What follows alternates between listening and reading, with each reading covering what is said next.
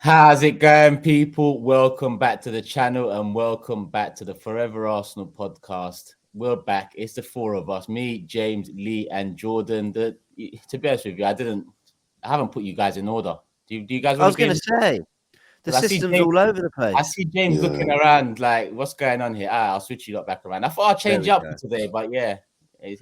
People are looking at it like, what's going on? All right, Jordan's back in the top right corner. People might have thought he's demoted to the bottom row.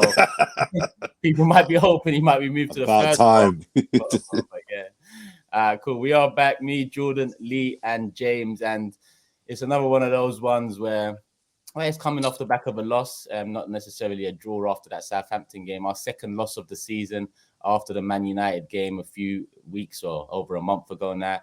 We've just lost to PSV. Luckily, we're top of the Europa League group, and luckily, we should still be able to get the job done. But some causes for concern, not just off of that result and performance, but I think off the back of 3-4, where I predicted the loss in the PSV game because I could see it coming potentially. I get no pleasure in saying that. Obviously, I get a point on the prediction table board, but I would have loved nothing more than to just get the job done and move into Nottingham Forest with another win. Don't know what's happened to James, but we'll leave him there. Best he's looked for a long while. That is, I quite like him like that. Stay like that, James. Lee, we're going to start off with comments of the day because I'm weary of the conversation we're going to move into, and then all of a sudden stopping it just to bring in some of the comments, which kind of, lift up the mood. It might not be the best time to bring it in after the conversation. So go on, Lee. What you got for us? I'm going to struggle with the name. It's Kali Alai. I think something like that. So if I got that wrong, I apologise. Lee, Turkish, and James. Love you guys. We love you too. Fantastic. Thank you very much. It's so wonderfully passive aggressive, isn't it? Yeah. It's not even passive. It's just, it's very direct. To be continued. We'll find out what he thinks of Jordan next week. That's the next comment of the day. Can I just say, Chuck, before he must have got the sidetracked before he forgot to. He forgot my name. That's what it was. He just forgot. Yeah, well, he shall not name. You know what I mean? One of those things. Can I just quickly say, Turkish, that it's been flagged to me once again that I fall into bad habits.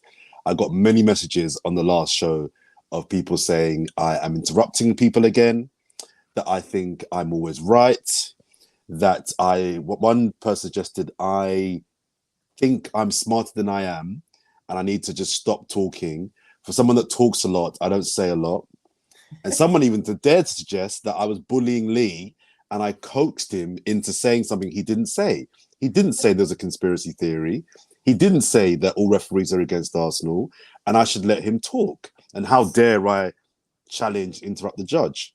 So I'd like to say to the three of you, in particular to you, Lee, if I made out that you said something you didn't say, I'd like to apologize.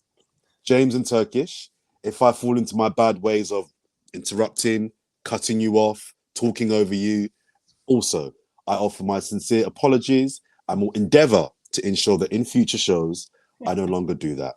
That will begin with today's show. I have lasted about 5 minutes. He can't help himself. Put the timers on, people. Put the timers on. Let's see what minute Jordan interrupts someone. Now it's all good. Sorry to cut you. That's what he comes in with. Like, I got your back, Jordan. Oh, I don't actually think he comes up. That's it. He's ready. He's ready. Sorry to cut you there, James. Sorry to cut you there, Turkish. Before you go ahead, Turkish, let me just listen. We're used to it, man. We love it. We love it. Listen, don't listen to the comments, Jordan. If you got something to say it, man. You say it respectfully anyway. So. I don't actually think you even interrupt at all. Anyway, but I'm sorry to cut you there, James, but he does. Well, I'd finish saying my point, Lee. So don't worry. All right, cool. Jokes out of the way, comments of the day out of the way, but we love them people, so continue giving us your comments. And we are in the comment section post-production, and we are kind of engaging with you guys as well. We love it. So, like I said, continue getting them in. But I think the jokes and banter have got to stop. We've got to move on to, considering we're 5 minutes in, the result. 2-0 against PSV. Like I said earlier, I predicted the loss, but I think all of you guys predicted a draw, if I'm not mistaken, off the top of my head. A win. I went for an Arsenal win. Oh, well, there you go. People think you're negative, and you're the only one that went for the Arsenal win. If I speak, What sided concerning is I went for the draw, thinking we wouldn't go quite as strong as we did, and we ended up going stronger and we lost. Yeah. So yeah, it's not a good trend. Let's start with Lee, because Lee was out there. Lee, what did you make of it all? Like, I could see the fans bouncing, and much is made of the PSV away crowd and how different they are playing at home to away. I watched Cecil's box to box, and the PSV fan was very confident. And looking back at the game, you can see why he was confident. What did you make of it out there? I know you enjoyed the trip overall, but the result and the performance not so much. No, I think I'm with James on this. I weren't really that confident going into the game, and to be honest, not that really bothered. I thought, we'll get a point, that'd be enough. I didn't think it was going to be a great game. I watched them last week. I didn't think they was going to offer nothing.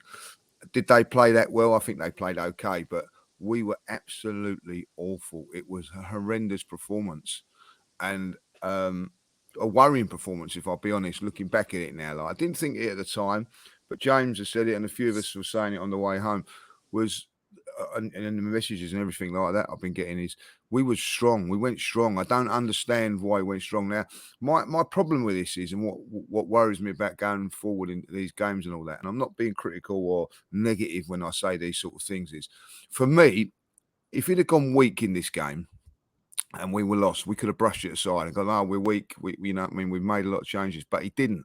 And then he went with virtually, we finished that game virtually with our strongest side. And that then made it look a little bit like we was desperate to try and get this result because of the Chelsea game, the following week, all the things that I felt that we was trying to look to do. It fell apart. I think that what he should have done, and hindsight's a wonderful thing, but I said it in the early phase, rest the main guys. You still got the job. You can still do the job against Zurich at home. I'd rather do it there, but I get what they tried to do, but it failed. It absolutely failed, and the performance level was unbelievable, how poor it was. I do believe, and I'm not making excuses when I say that, is that you could see that they needed it more than us. They needed to win that game. At one stage in that game, also, Bodo were winning. So it was it might have been they've gone in at half time and saying, look, they're winning. We need to get, that they come out. Listen, if I be really honest about it, and let's be honest about it, PSV, would probably get into the top 8-10 of the Premier League. They could have actually won by 4, 5, 6-0. They were all over us at one stage. If it weren't for VAR, I know that they're offside, but I'm just standing there going, we're going to get trounced here. And I'm looking at it and I'm seeing all that big play. Why he, at the end of it, we're 2-0 down. He's bringing on Ben White, Gabriel, and players like that. I just didn't understand it. I thought it was a worrying performance and a worrying management by Arteta as well, where he went about. I just think it was a worrying night. And the only way that these worries and everything has got to be stopped now, because is to win on Sunday. And the other thing is, if you say something negative, the Arsenal fans go, they're straight into you about being positive. I see it on Twitter the other day, telling you how to support the club and all that. At the end of the day, it's nothing to be worried about in this game, and I agree with that because of what it is. We've still qualified. We're still where we want to go. But ultimately, I am starting to, what I see on Thursday wasn't positive. Yeah, I mean, you've raised a few good points there, and I think it's best to start with the starting 11. And you mentioned that it was a mix of first 11 players in terms of our Premier League set first 11, and then some of the players that you'd hope would be knocking on the door for a Premier League appearance or two in the coming weeks, considering the fixture schedule has piled up a little bit with the World Cup break coming in. Jordan, let's start with the starting 11. It depends on where you want to take it. Do you want to touch in on the first team players that you'd expect some more from in the starting 11, or do you want to touch in on the fringe players that you'd expect some more from in the starting 11? Well, I think I spoke about the lack of depth with players like Lokonga and Nketiah in the last couple of pods, and I think the level, in particular, of Lokonga and the drop off is quite concerning for me. I actually disagree with James and Lee in the sense that I actually wanted to go strong and I wanted to get the game won and wrapped up, get the top of the group wrapped up ASAP. So the final game, we could put out a weak side to prepare for the Chelsea game. And I kind of went against my own rule, which is looking too far ahead in that sense. But I agree with James that it's a little bit embarrassing that we did go strong and we still couldn't even get the point needed to secure a top spot. PSV first of all are a very good team, as Lee said. Let's not make out like we lost to some third division Greek side. This is a PSV are a decent European side, and I was surprised when they turned up at the Emirates and performed how they performed. I expected a lot more from them at the Emirates. That surprised me. I think that was the anomaly. What we saw away in Eindhoven, that is the real PSV. So we didn't lose to some shabby, crappy team, first of all. However, the team that we did pick should have been good enough to get a point. Definitely should have been good enough to get a point. And the fact, as you allude to there, Turkish, that we did end up finishing the game with pretty much our strong team is a little bit of an indictment on our mentality. Because even though they're a good team, we still should have had enough to get at least a point. Do you know what I mean? And as Lee says, we could have lost that game 4-5. Let's be real. We could have got battered and maybe should have got battered in that game there on in. In terms of the gap between the first 11 and the second 11, as I mentioned, I think there is a big drop off there. But again, a bit like the Southampton draw, I'm not losing my head just yet. I think we have to pull ourselves together very, very soon. I know we'll get to the Nottingham Forest game shortly, but I think we need to really kind of pull ourselves together, really drag ourselves in this last 5 games between now and the World Cup to kind of pull it together, because the great start we've had, we've all been very, very complimentary and praising of our preparation of the season, but our start to the season as well. We're in danger of that kind of falling apart if we don't put it together very, very soon. So really disappointing performance. You flagged that you wasn't surprised we lost because it kind of was coming, but I'm not going to lose my head just yet. We've still got a chance to kind of secure top spot. The group is still in our hands, but the form and the performances are a little bit concerning for sure. Sorry, Jordan, you talk about not losing our heads. We do a podcast not once a month, right? We don't sit there once a month and then get a collective of results and then discuss it. We're going match by match. And quite frankly, the matches before this, the performances haven't been great, or there have been concerns to them. So we've discussed them, whilst obviously acknowledging the position we're in. And now after this one and this defeat, there were reasons to be a little bit more concerned. Again, someone on Twitter put it brilliantly. This is the 3rd time we've dropped points this season, and it's the 3rd time we've fallen from first to first, whether it be in the league or in this. So we all know that we're in a good position, and we all know that we're happy with how the season's going. Park that aside and talking about the game for a second. There were quite a few things that I found a little bit concerning coming out of it. I found it very, very difficult to articulate on the full-time show. This is what I've just been typing in the background, so I can actually make my point as clearly as possible. I was live on full-time, and I've never had this, but I was having an absolute nightmare trying to explain why we lost the game with quite a strong team, and yet I wanted Arteta to go weaker. Like, how does that make any sense? But I think I've been able to explain it here. So there are 3 main points. Firstly, what Lee touched on, they wanted it more. And that was always going to be the case, because where our place was somewhat secured, at least through to, at least second place was, theirs wasn't. Bodo Glimt's a tricky away game. They were always going to want it more. That was always going to be the case. You can't do anything about it. Even if you do everything to motivate the team to want it as much as possible, they're just not going to want it as much as PSV. You can't replicate that. Second thing, he was always going to rotate a little bit. He was always going to probably rest Lokonga, Partey for Lokonga. He was probably always going to bring in Eddie for Jesus, maybe bring in Holding, change the goalkeeper if he could, but okay, Turner wasn't available to play. I felt the only way we were actually going to go there and win and be convincing is if the full first 11 went out. So in my head, I'm a little bit like, well, if you can't put that whole 11 out, we're going to struggle anyway. And I'm kind of with Lee, like, at least rotate, and if we lose, all right, we lose. But at least you've had an eye on Sunday, and you've clearly prioritised that, but he didn't. But that's his decision. That's how he wanted to approach it. Fair enough.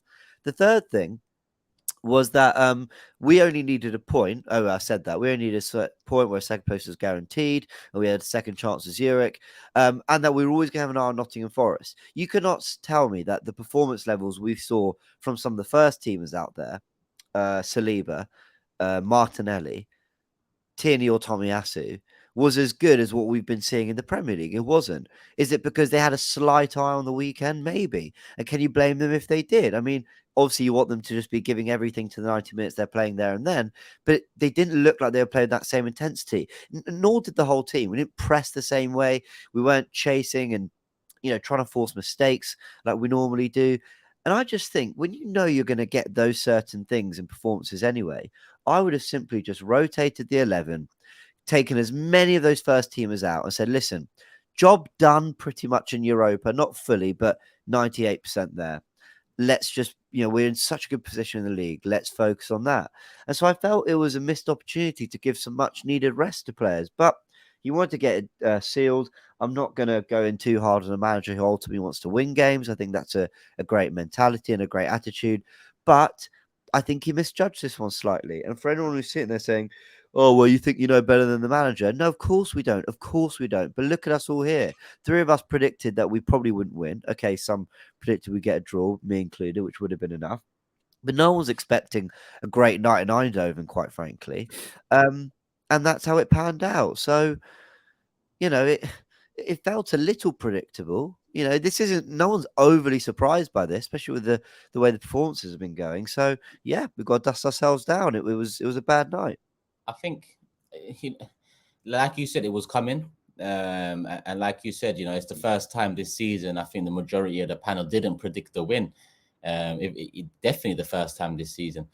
The way I look at it is, I expected some sort of drop points. I thought we'd lose the game, and I was okay with that prior to the game.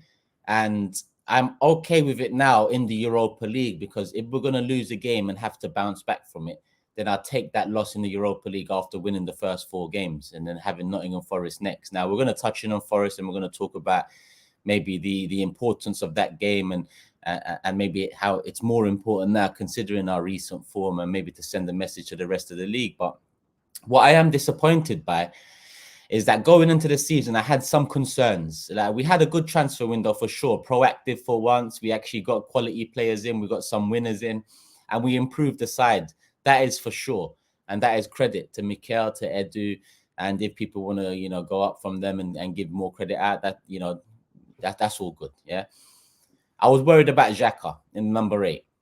I think so far, that worry has been kind of pushed to the side. Xhaka's improved performances, and we know he's robust enough to last a 50-game season, whether he is playing week in, week out or not. So that risk, that concern for me has been parked off to the side. The other 2 concerns I had is the lack of depth for Partey and Jesus in particular. Because yes, we added depth to the left back position. Yes, Ben White slotting in at right back adds depth into that position. Saliba brings depth into the centre back position. Vieira brings depth maybe to the forward line or Odegaard's position. So even in terms of depth, we improved the side. So it's hard to dwell on the things we didn't do, especially considering, because I'm not as hurt from this PSV loss as I would be on Sunday if we was to not win the game. A draw on Sunday against Forest would feel like a greater loss to me than PSV on Thursday. That's because of how we started, and the fact now that Forest at home, they're bottom of the league. I don't really care that they beat Liverpool 1-0. Credit to them for beating Liverpool 1-0. But it's not often the teams in the lower end of the table win a couple big 6 games in a row. So I expect to go get the job done. But the concerns in that Partey position, in that Jesus position, haven't been parked off like they have been in Xhaka's position.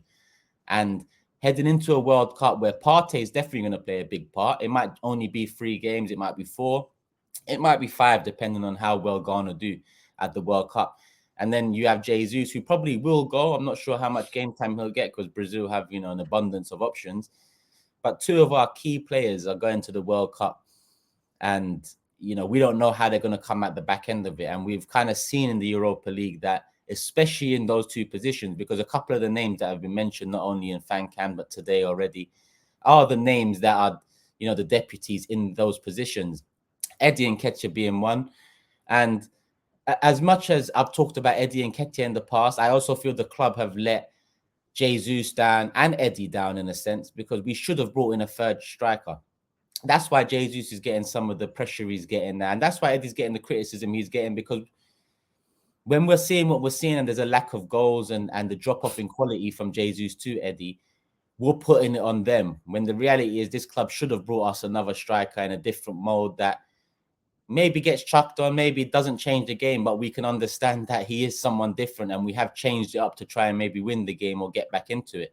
At this moment in time, it's too similar with Jesus and Eddie. It doesn't really change the game. A lot of our subs over the last 3, 4, 5 weeks haven't really changed the game. Whether we're in the lead, when you're in the lead, you don't necessarily have to change the game, but you shore it up.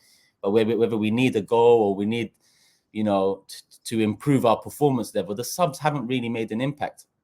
And with Sambi Lokonga, I know there's an argument that he's an 8, I don't know how true that is. I don't know much about him prior to his Arsenal career. I don't think he plays much for Belgium. So I don't know where the 8, is coming into it. Maybe that's just what people see in him. But from a 6 to an 8, there's a difference in role. There's a difference in area on the pitch. But I haven't seen anything from Sambi in that 6 role to say he would be good in an 8 role. And again, this is not all on Sambi because, Lee, I agree with you. I think in your fan cam, you said it's not just Sambi and Eddie. It was a team. Martinelli didn't play well. To be honest, Tomiyasu and Tierney didn't have great games.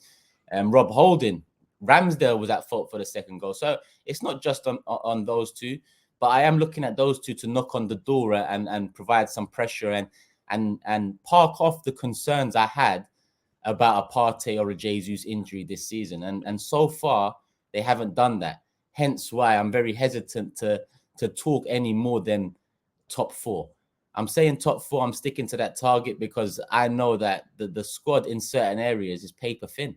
And I worry about that in certain areas. And the Europa League group stages, as well as the League Cup, even though in the League Cup we've got Brighton, which will be a difficult tie. Usually in the League Cup, you can give these fringe players a chance to show themselves. In the Europa League group stages, those chances are coming to an end. We're heading into a World Cup, then the business end of the season, a transfer window. So at this moment in time, out of the 3 concerns I had at the start of the season, credit to Granit Xhaka because he's parked one of those concerns off. But the Partey and Jesus drop off in quality in those 2 positions, that does concern me going further into the season. I don't know what you guys think. Yeah, I do think there's a difference. I'm saying this isn't me saying Nketiah and Lokonga are good enough to come into the Premier League and maintain the levels as a striker or a 6, because I agree. I think Lokonga's an 8, and you're right. Turkish is more just from what I see in his skill set. He just looks like he'd be more suited to that role, and a little bit of what we saw in pre-season. But I do think there's a difference between can you rotate 6, 7 players, and then those 6, 7 players who come in, can help us stay at a level that we've seen in the Premier League. And actually, if you have the first 11 and you take Jesus out and add Nketiah in, would we still see something similar? So take Forest this weekend. You really hope it doesn't happen, but let's say Jesus picks up a knock in the warm-up and Eddie's got to start.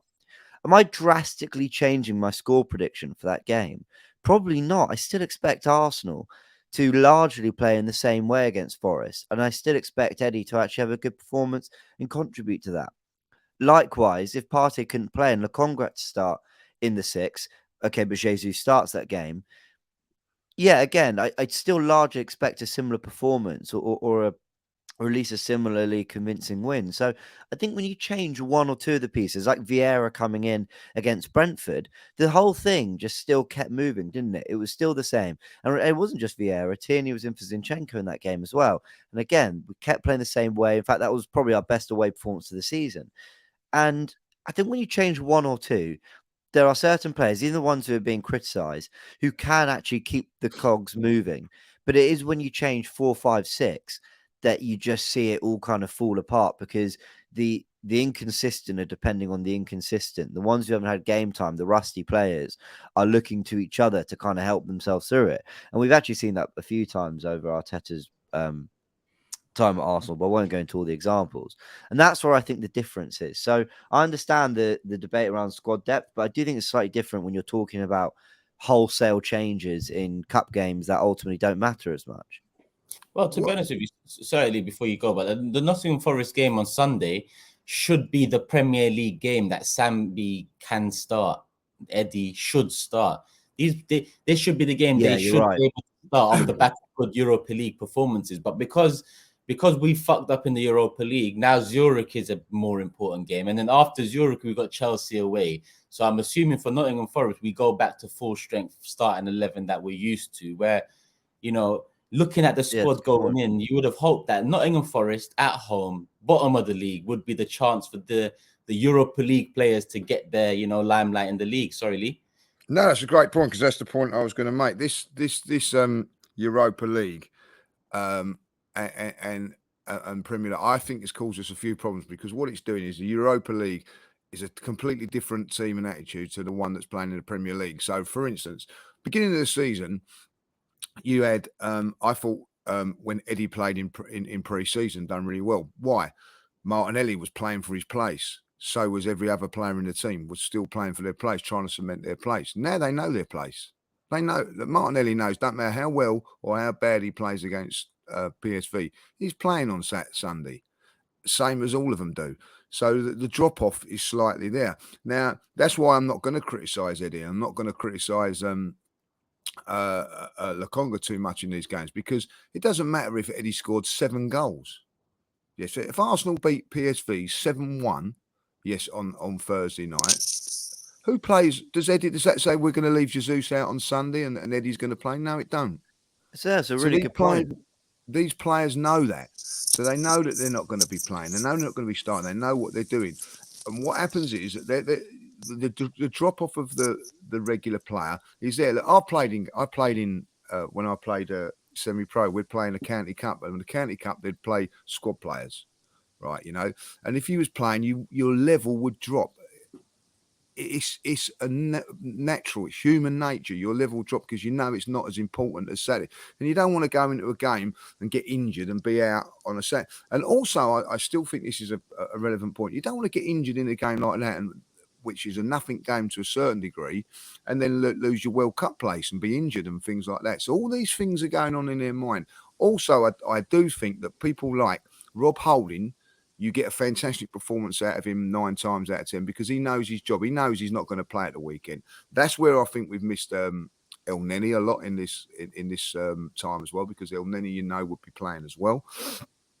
And also Smith Rowe coming into the equation. Also Shinchenko, when's he going to come back? He's been out for a very, very long while now. So the rotation isn't a rotation so much like. So you've got, say, like someone like Tierney or Tomiyasu playing, that they're going to have to play on Sunday. So they're not in their mind, I don't really want to get injured. But if you've got your 5, 6, 7 regular guys there, that's going to happen. And I do think it is an effect. And I do feel that a little bit sorry for someone like Eddie that's being, I think, being scapegoated. Yes, he missed a chance yesterday. Yeah, he didn't play particularly well, like, you know what I mean? And that. But obviously, when Jesus plays, yeah, he's got Saka and Martinelli firing alongside him, you know what I mean, doing everything they can. When Eddie plays up there, he's got Vieira trying to make his way into the team, like, you know what I mean, like he's got a Martinelli that's not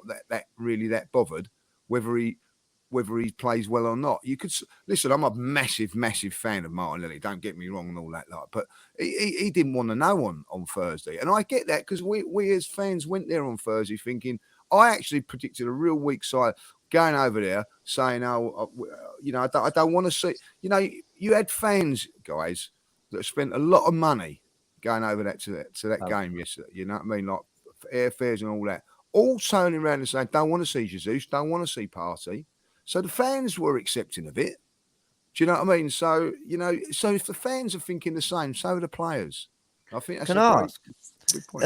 I think you made some great points there, Lee. I'm asking this as a question. I'm not presenting it as a genuine, I definitely think this, but I asked it in the Starting 11 show before PSV. Does Arteta have a little bit of a history of... Okay, sorry, not a history. No, let me reword that. Is Arteta basically not the best with rotation, is what I was going to ask. I could remember when we went out to Southampton 2 years ago. I know people would go, really? You're going all the way back then. But I remember that's when I kind of first noticed it. We went out to Southampton in the FA Cup, and we weren't doing well in the league. And he rotated quite heavily in that cup game. And we had this right-hand side that was all players out of form. We ended up going out, beating them a couple of days later in the league 3-1. And I was really kind of surprised by the way he decided to manage those two games. Listen, and again, with the obvious caveats of he'll know what the medical departments are saying, he'll know his team's better, he'll know everything. I get that. But I just wonder whether there's just been a few occasions or actually he's, in my opinion, it's just my opinion, maybe misread or misunderstood, or not misunderstood, put too much kind of belief in certain games or put too much in some games and not enough in others. And if I see the Arsenal players looking really tired against Forest, it would just be so frustrating. If we get to the 65th minute and we lose control and Forest come into it and, we're defending a 1-0 lead for our lives, well, I'll look back at that PSV game and think, why? That. And I don't think that's unfair of me, to be honest. I don't know. Does anyone else feel that way a little bit? Or am I clutching at straws? Jordan, you haven't interrupted in a while. I haven't, Turkish, but I'm glad you noticed. He was waiting for the invite, Stephanie. I'm waiting my turn. I'm a change man. I think you're being a little bit. I think you're being a little harsh. I think there are examples where you could definitely flag examples where rotation has presented some bizarre decisions. I remember that week or 10 days, whatever it was, you're talking about. And I actually was one of the few people that actually understood what he was doing. He was prioritizing the league game over the cup game. Now, I think the argument was we had enough to win both. He didn't have to pick either or. But I think he was vindicated to a degree with the league win afterwards by the selection that he picked in the cup game. So I think that year with the holders as well. We finished 8th. Sorry? Was he? Because we finished 8th. That's well, in the end, kind of... in the end, we finished 8th, yeah. But I think at the time, we was still on track to... it was a push for a lot higher than that, as I remember it. I could be wrong. We were lingering in like 10th to 12th. I think that was the disappointment. It was another one. Sorry, guys. I know people watching this might be thinking, "Are you kidding me? You're criticizing for something 2 years ago." But it was just another example. It's relevant. Yeah, it was just. Sorry, now I'm interrupting you. How rude of me. Yeah, you are. Sorry. You are, James. It just reminded me of, a similar kind of like. I was surprised by his priorities, and 2 years on, I'm again a little surprised by his priorities. But I think with that one, there's a legitimate argument to say we were the cup holders. I think we were that year. We were, yeah. Why did he relinquish the cup so readily? I think he wanted to kind of prioritize the league game, but this time there was a logic. The logic was, I think, wrap up the top spot ASAP and get out of there. Now it's backfired and it failed completely. It looks a bit embarrassing. You go with your strong team and you still lose. But at least this time there was a logic for going with your strong team. I understand why he went strong against PSV. It just didn't work out. That's the point I'm trying to make. Do that then. Go all in. You play in Partey, you play in Ramsdale, you play the whole full team, and then you say, right, job well done, right? Lokonga, you're playing now in the Premier League game against Nottingham Forest. You're getting the rest, Partey, and you're getting the rest, Jesus, and that's how it works. He didn't do that, and that's where I'm a little bit. So realistically, he still put out a strong side, but it wasn't we knew it was weakened enough to the point where we couldn't feel confident in it. Yeah, yeah, exactly. And also, you've got that thing where you've got players. I say this now. If he brings out that team, yeah, and he says, right, blah, blah, blah, blah, blah, front three of Jesus. Now, it might get criticised. It might get criticised by the fans. Doesn't matter. That's, as a manager, you have to, go with that. But I guarantee you then, right, Martinelli's not going to think, well, all right, I'll save myself for Sunday. I might not be in on Sunday, so I've got to play really well again today to make sure that I'm in, because he's going to maybe rotate one or two, and I don't want to be rotated. And that's the attitude that it would be. I looked at it and I thought, oh well, it's gone strong and all that. Yeah, he's gone really strong. Ramsdale's in game. Once until about an half hour later, you found out that Ramsdale was only in because Turner was ill or injured. Do you see what I'm saying? It wasn't that he put Ramsdale in to get the 3 points. It was the reason he played him was because he was injured. And there's a different mentality to saying, right, I'm playing my strongest squad here. We are coming here to get the point we needed, and we're sort out Sunday when we sort out Sunday. But I think the point you make is key. I think the squad that he picked, or the team that he picked, let's not forget, we didn't need to win the game. The team that he picked was good enough on paper to get a point. But I think your initial point at the start of the podcast, Lee, is the most relevant one in terms of motivation. They had a bigger motivation to perform well than we did.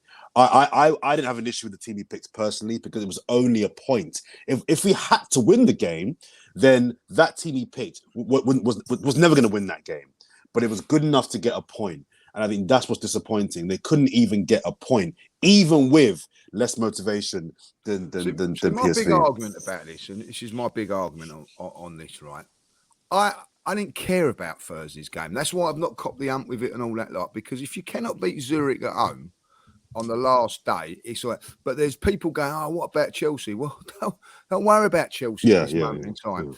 You had enough. You could have rested everybody on Thursday. Right, none of them had to play. Lose that game and then just go Thursday and win on Sunday, Thursday and then go for Sunday. I just think it was a perfect opportunity to give everybody a rest. And for me, Marquinhos has done really well when he's come, but I haven't seen him for 3 or 4 games since then. Like, you know what I mean? Now I think he would have put in a better.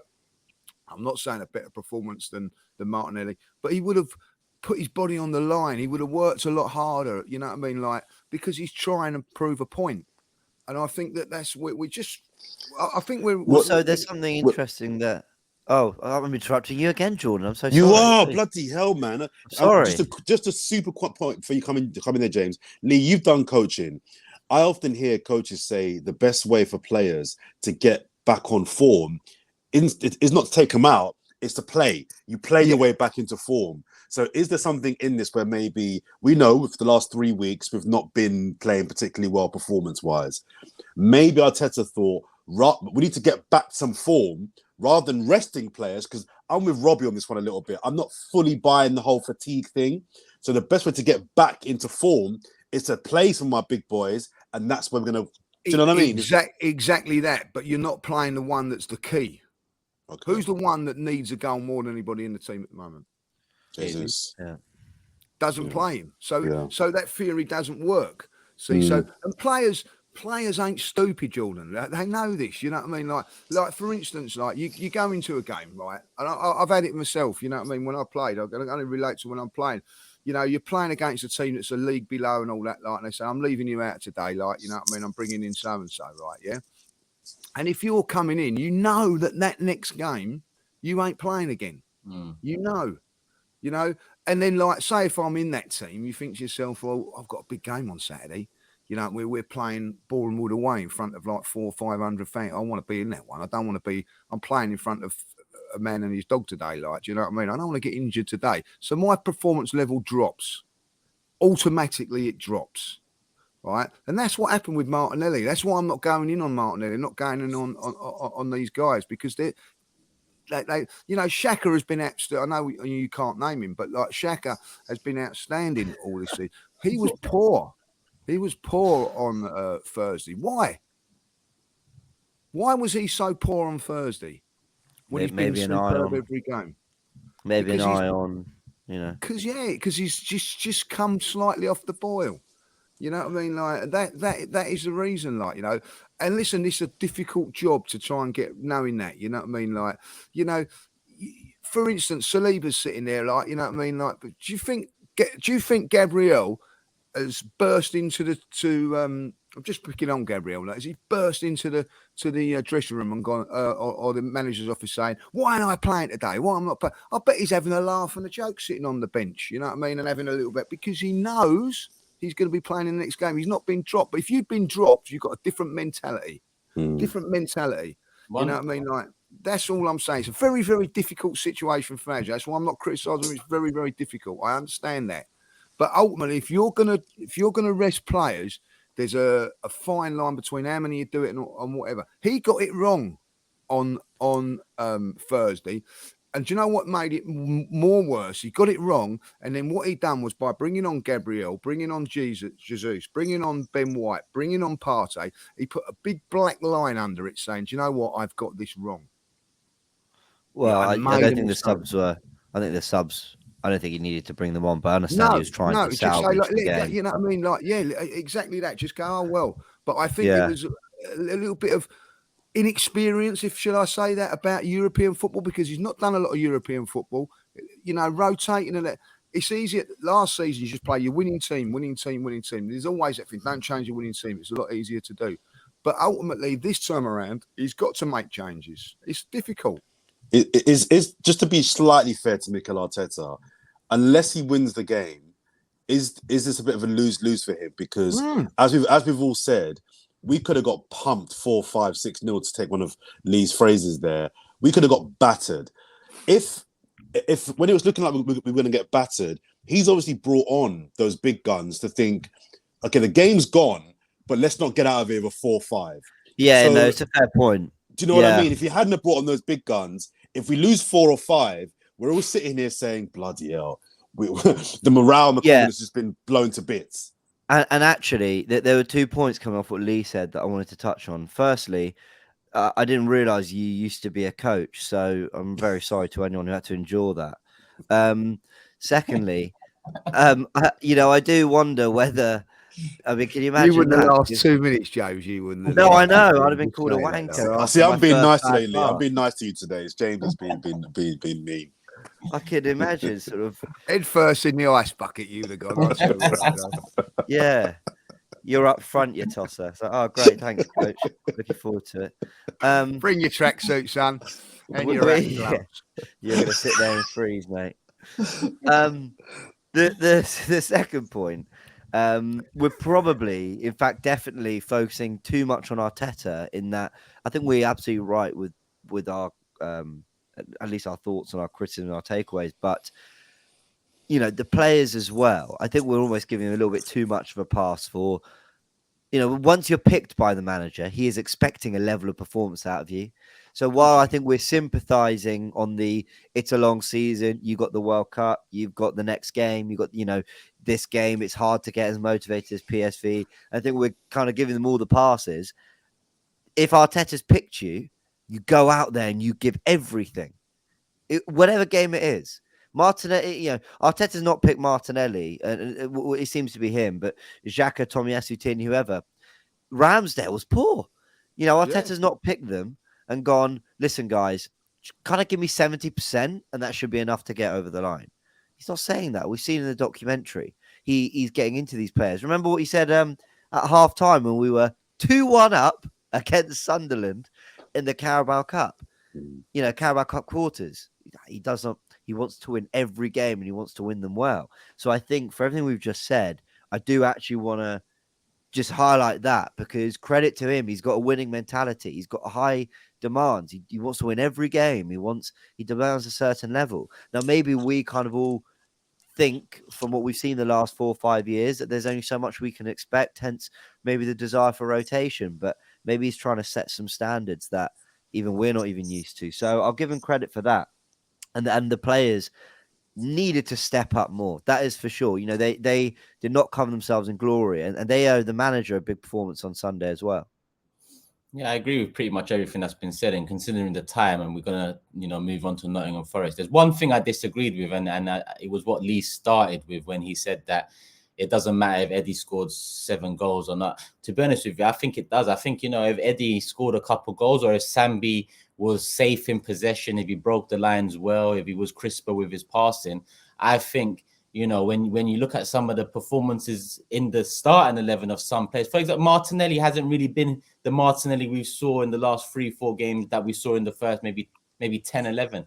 So if Eddie banged in 2 against PSV, you might see Eddie up top against Forest with Jesus on the left. Or I think Arteta's shown to be a manager that does give chances off the back of good credit, especially when you look at Eddie at the end of last season. But I also agree with you in the sense that these first team players need to be showing more, and maybe one eye on the more important game in the Premier League on the weekend might be the reason for the all-round drop-off from the starting 11 against PSV. But I think off the back of a loss in the Europa League or a loss in general, there's no better fixture to have than a home game. Sorry, I've done it. That's my first one, Turkey. Sorry. Sorry. It lasts long, did it? Sorry. Oh, no. Just before you 45 moved on. minutes it lasted. Sorry. I was trying. Wasn't sorry. even subtle, that one. Sorry. He got his face in the screen like, I did. Yeah. I did. Just before you move on, just to your point about the slightly more important game, I'm not so sure we're at the point, Arsenal. We've had a great start. We're trying to instill a culture of winning and being champions. And although I get the logic behind Forest being a more important game than the PSV match, I don't think we can look at it like that. I think we have to look at every game as a must-win until we get to a point whereby we have almost 2 11s where we can say, okay, that game is more important than that game. I think we haven't got the luxury almost of being able to kind of say said game is more important than said game in our evolution of trying to become a champion winning team. Man City can do that. I'm not sure we have the... I know what you mean. And although we've qualified from our group, on paper, I'd rather get 3 points against Forest than I would against PSV. But I hope that internally, they're not looking at it. I hope they're looking at it like we have to win every single game. It's James's point about Arteta instilling mentality of even if we're 10 points clear the top of the table, win. You know why? Because that's what Pep would do. Pep's not having any priority. Pep, every game is a must win. So I'm not... But Klopp didn't. Disagreeing with you. Go on. But Klopp for a long time clearly prioritised certain competitions. The league, that's true. That is true. We have to do that. We have to do that. Like every game now, he's pulled out his headphones. Every game now is a must win. It was that PSV game. Can we get this? PSV was not a must win game, right? We could have afforded to draw it. It ain't the end of the world if we lose it. All of a sudden now, Zurich is a must win game. Sunday is a must win game, right? The only game that we've got now to the end of the season that maybe is not a must win game is Brighton if you're not looking to prioritise the League Cup. Otherwise, every game is must win now. But PSV was must win. I know it wasn't must win to get out of the group, but I think the point I'm making is he needs to instill a mentality. We've still got the safety net of Zurich. We do, but I think he has to instill a mentality that every game is must win. Even if we're qualified, even if we're top, every game is must win. It's still that mental thing. I know. That's what I'm saying. I know. You know what I mean? That's all I'm saying. You know what I mean? Like, there is a different side of it, and I agree with you. But it's very, very hard to say that every game and say, you know what I mean? Like, when you know it's not. As a player, you know it's not. You knew on Thursday. As fans, we knew it wasn't. Look, I tell you what, it's a great point there. What Turkish? He is one of the most miserablest blokes I know. When Arsenal lose, no, he is. I'm like it as well. What was the first thing he turned around and said on the show? Wasn't that bothered we lost this game? Why? Because it didn't matter as much. You know, he actually said, if we draw against Nottingham Forest, I'll be more and more annoyed. Why? Because it means more. So that is the fans' attitude from a fan that's very, very miserable. Miserable, yeah. Let's just say miserable, like. And I'm the same. You Happy Saturday morning, Turkish game and said exactly the same. I said, like, I don't care as long as we win on Sunday. This doesn't matter. If we lose Sunday, I'm gonna have the ump for Sunday, but I'm gonna also have a little bit of the ump on the back of this one as well. Do you see what I'm saying? Because you know, Sunday is a must-win, guys. It's got to be. We've got to win, and it'll all be forgotten. All be forgotten on Sunday. No one really knocked on the door from that Thursday night performance. So what I'm going to ask is maybe a conversation we've been having over the last two weeks or 2 game weeks in the Premier League. Last week, Tomiyasu's selection at left back, it caused some noise again. Listen, on Tomiyasu's performance, I think when you look at Ward-Prowse's deliveries into the box and some of the corners they had, I think Tomiyasu helped us a lot defensively, aerially, physically in ensuring we don't concede from them. But at the same time, you know, when Tierney came on, you could see another facet to our attack and him kind of helping us transition the ball and cause more problems. Now, this Sunday against Forest, like I said, no one's really knocked on the door in terms of fringe players from the Europa League. But what do we do with that position? Because I guess that is the position that is probably most up for debate. I assume we're all going to go Jesus up top, Saka right, Martinelli left. You're going to have Odegaard. You're going to have Xhaka in the 8, Partey in the 6. You're going to have Saliba, Gabriel, Ben White right back, Ramsdale in goal. So I think the left back is the only real position where, you know, there is maybe a debate. Jordan, what would you go with? Yeah, I would use this game as like almost a marker of a quarter into the season, and I would reset. Let's go back to what was working at the start of the season. So I would go back to I know he started with Zinchenko, but he's not out. But I would go back to a left back playing at left back. And you know Tomiyasu is my guy, and I think he's done an okay job at left back. I would go back to Tierney and just use this as almost like, okay, we've had a really, really difficult 2 or 3 weeks. Let's just stop. Let's pause. We have a nice game on Sunday. Let's go back to put in, you know, round pegs in round holes. Let's just kind of keep it simple. Go back to basics, and let's go back to where we were 4 or 5 weeks ago. So in that sense, I would go with Tierney as a left back. I've got a question I want to ask you guys as well, but I'll let the other guys answer your question first. Go ahead. I was just going to ask you guys, and I think I know the answer to this, but is performance important or is it just win? If we win, but it's a poor performance, is that relevant, or is it just as long as we win, get 3 points, that's all we care about? Performances give you more hope and belief that you're headed in the right direction. Results matter come May when you look back at what you've achieved. I don't think we'd care much how we achieved it if those results bring us a title or bring us a cup or bring us top 4. But the performances when you're in the moment is what gives you the hope that come May, you're going to be in a good position. Not necessarily. It's like Tottenham right now. Tottenham are pretty much getting their results. Yes, they've had a couple of losses. It's their best start to the season.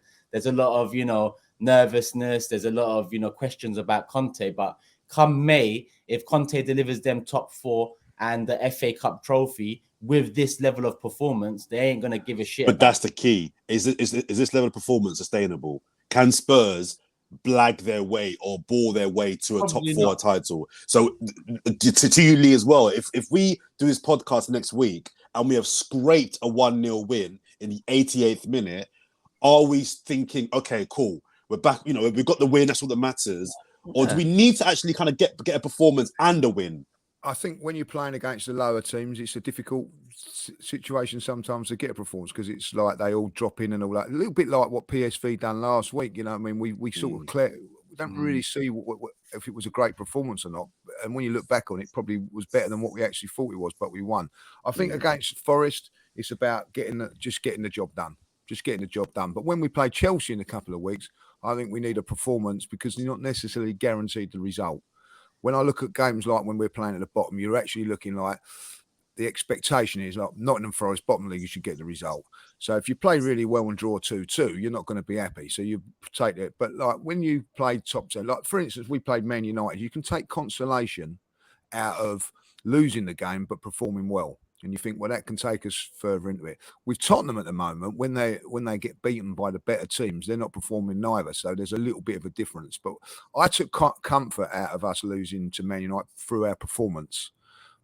I didn't take a lot of comfort out of our draw with the second half performance against Southampton. But I did in the first half. We played really, really well in the first half. And I think people are sort of brushing over that, like, you know what I mean? And I expect Arsenal to win tomorrow. It's tomorrow, isn't it? That's Sunday. Yeah, I expect Arsenal to win, but I don't expect it's going to be a free-flowing performance. I don't, but I do expect us to win.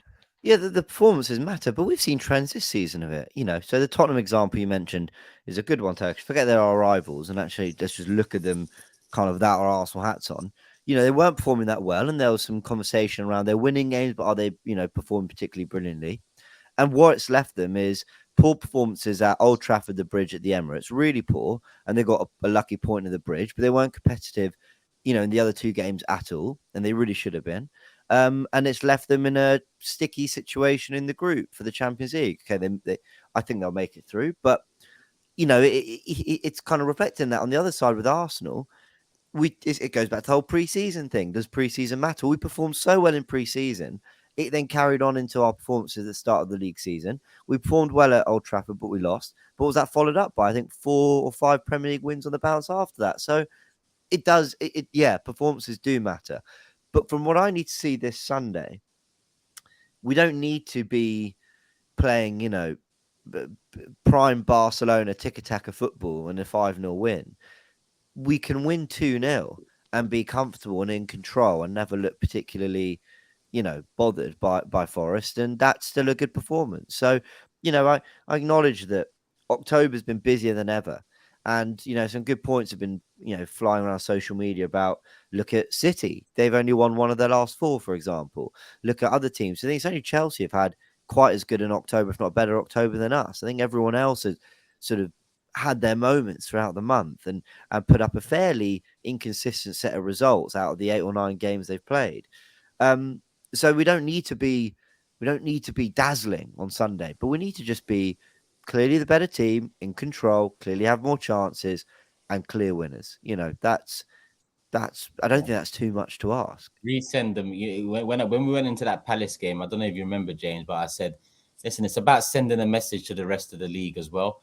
And I think we're back at that point now where a lull in performance levels maybe have opened the eyes and ears of the the rest around us. Not necessarily Man City. I expect them to go ahead and win the title, but the other ones that thought, are Arsenal, serious this year or not? I think Nottingham Forest is a chance for us to reassert whether we are serious or not. I get what Lee's saying. It's going to be a difficult one. But a 3-4, potentially 5 goals sends a clear message that, listen, we're that lull in performances, we're back to what you saw from us at the start of the season. I'm going to bring up the table. Like I mentioned earlier, I was the only one to get a point from the PSV result. So there is the table now. You mentioned that a few times now, Turkish, but that's fun. Yeah, I'm starting to open up. The cream's starting to get to the top, Turkish. You see what I'm saying? Breaking away from Jordan there. For the people listening on audio platforms, Lee is at the top. 16 games played. He's got 15 points. James has got 14 points. I've got 13 points. And Jordan at the bottom there with 11 points. Something he's all right. No need to add the bottom bit. I mean, we get it. There's 4 of us, and you name me 4th, so obviously I'm bottom, Turkish. Well, Jordan is last. Absolute last. There's 4 of us, and I'm naming Jordan 4th. So out of 4, he's 4. Yeah. So bad. I'm top 4, mate. I'll take that. Top 4. Just scraped it. Of all the points tallies, his is the worst in 4th. In case you get it. Let's be honest, if it's a World Cup group now, we'd be going home, wouldn't he? Yeah. Or if it's the Premier League, I'm getting Champions League football. Yeah, you can look at it. So leave the comments what you actually think below, you know what I mean? Is he out or is he in? Is he out of the World Cup at the group stage, or is he in the Champions League? Which one there you go. Jordan on the way to Champions League. in last. Go on, Lee, heading back to you as you're top of the table. You kick us off with the predictions. Arsenal, Forest. I'm going to go, as I say, I don't think it's going to be a goal fest, this one. Arsenal 2, Forest 0. 2-0, Arsenal. James, your second. No, that was going to be my one. I'm going for as well. I'll have to mix it up then. 6-0 Arsenal. Thing is it too early to start tactically thinking about overtake? Like, surely it's go with what you think, and then at the end of the season, you start going with each other. Man, you're not familiar with this territory. You're going to be Listen, me and Turkish have won this, so we'll tell you, we'll give you a little bit of advice because we're winners. You know what I mean? Like, towards the end, you go tactical. Not now. There's a little bit of advice. I'm going to do the opposite to what you said. I'm going 3-1. That's why you will not be getting a shirt at the end of the season, James. That's why I'm worried about Turkey. Oh, trust me, if I win that shirt, you won't want to see your bank account if I win that shirt. I'll get some extra platinum edition. Just making up the numbers. Platinum edition away kit, signed by all the players and Arsene Wenger. and everyone else who's ever been involved at the club, framed in a gold-plated, lovely, A whatever, A3, A2 frame, hanging right here. Actually, I'll put it there so you can see it. We'll put it by your fluffy pillow, so if it falls down, it won't hurt your head. Yeah, and then when it falls, I'll cuddle it in the night. Think, oh, Lee bought this for me. How nice. How nice. He's not eaten or had anything to drink for days, but he's bought me this lovely top because I won the Fourever Arsenal Podcast League. That was me for 2 weeks. So you've gone from copying Lee's 2-0 to predicting 3-1, James. Is that correct? Yes, I'm being tactical early. Got to go for it. You've taken my score. I've gone 3-1 as well. I'm going to stick to it. I'm going to say 3-1. Tempted to say 4, but I'm going to say 3. Jordan? I don't think it'll be a goal fest either. I don't think you bounce into form. I think we've been for a few weeks now. I don't think you just turn it on like that.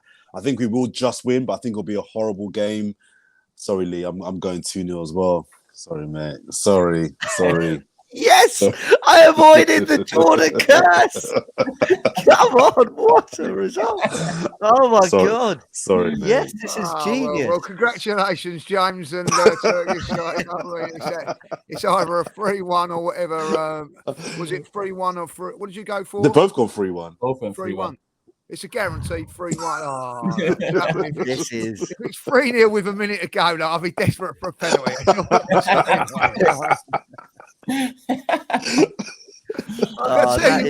can see it now. Like, we're Arsenal winning 2-0 with 10 seconds to go. Like, you know what I mean? And Martinelli goes through and smashes it in at the top corner. And I'm going to come to you, Jordan. I'm coming for you, like, you know. I had in my head 2-0 before. Everybody's cheering and they'll be going, "What are you cheering for?" I go, Jordan's done it again. Can I just flag as well? Did we see Edison's pass last week? His assist to Haaland. Just want to make sure we all saw that. Yeah, fantastic, wasn't it? Like, it was fantastic. Put him on mute, will ya? Just want to say. Cool. We're gonna wrap it up there, lads. As you heard, people, Lee's gone 2-0, James has gone 3-1, I've gone 3-1, and Jordan's gone 2-0. We're all back to predicting Arsenal wins. Hopefully, Arsenal follow up with a win and a performance. Like we emphasize, the performances do matter. Hope you guys have enjoyed another Fourever Arsenal podcast. Continue getting your comments in. We go through the comments and we have the comments of the show, comments of the day. So hope you guys enjoy that. Hit the like button and make sure you subscribe to everyone here that's got a channel. My one's Turkish LDN. James has got James what is it, James Bayliss or James B? Just James B. Just the B. And Lee Judges the rest, can and Lee Judges TV nominated for some awards at the FCAs as well. So make sure you guys subscribe. And catch Jordan everywhere. Here, Talk Sport Channel 4. Where everywhere, man. Jordan? That's the better question. But people, hit the like button. Love for the love as always. And we'll be back after Forest just before that Zurich game. Peace. We are